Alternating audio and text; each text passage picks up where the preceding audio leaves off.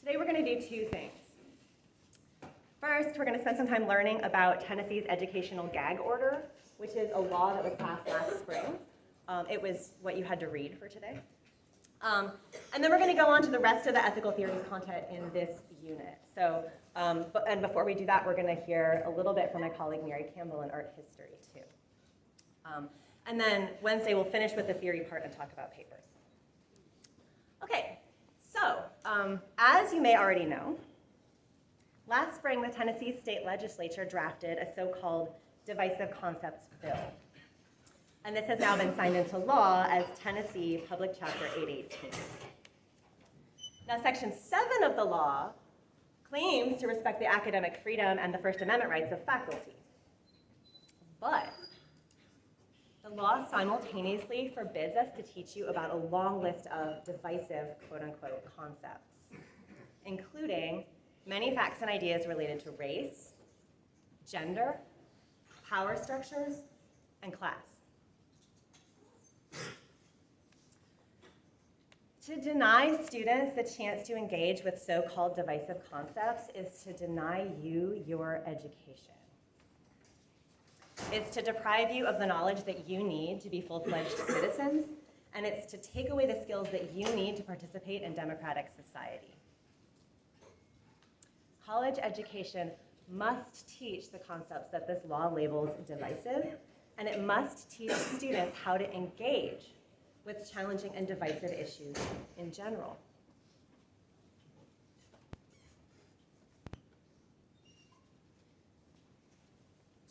Centuries ago, it was divisive to teach the notion that the earth rotates around the sun. And less than a century ago, in this state, it was divisive to teach evolutionary biology.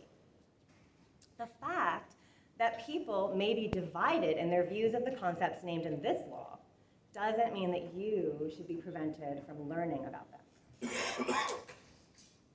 And yet, according to some construals of Public Chapter 818, and certainly according to many of the bill's initial drafters, its aim is to prevent me from teaching and to prevent you from learning at least some of what I am about to teach and discuss with you today. Therefore, it is possible that in teaching today's class, I am breaking this law.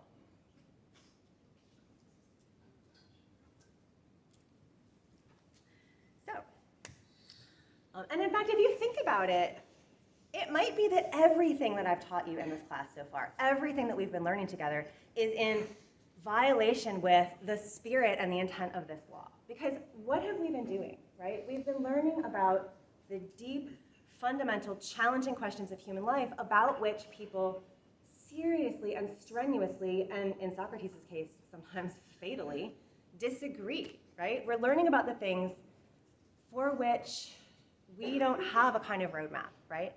And what is justice is a question that people answer in ways that divide them, right? If they didn't, we'd have world peace.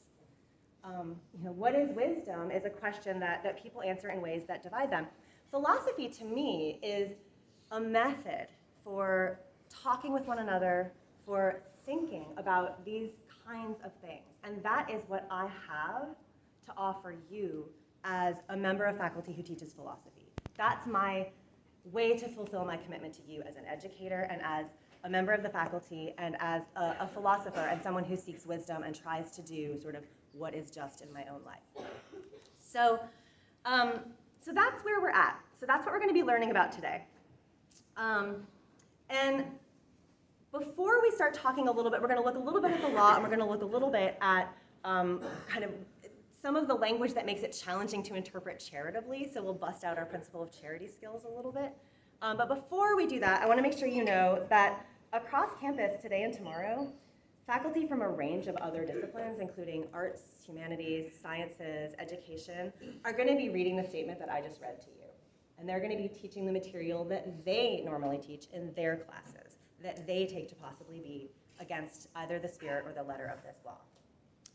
And as part of that, we're also going to be holding an event tonight in the Student Union. So 5:30 tonight to 7:30 tonight in the Student Union, SU 272B, one half of that big old ballroom.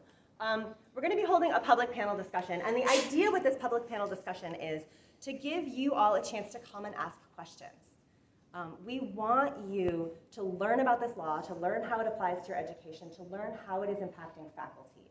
And we want you to come, and I especially want you to come and use your philosophical skills that you're developing in this class to ask questions, to challenge, to kind of express concerns, maybe to raise objections. You know, maybe there's some aspect of this law or of the faculty response to it that you're seeing me take part in right now that you think is wrong or mistaken or misguided. I want to see you all come and ask questions and raise comments. There will be, as part of this panel, a series of spaced out kind of lightning fast presentations from different members of faculty. So there will be one person talking really briefly about like legal and policy aspects of the law. There will be one person talking about the history of evolution in Tennessee, the issue that I just mentioned that's parallel. And then there will be people discussing the core cases of gender and sexuality and critical race theory that the law especially targets. So it should be a really good discussion, and I hope to see a lot of you there. Okay.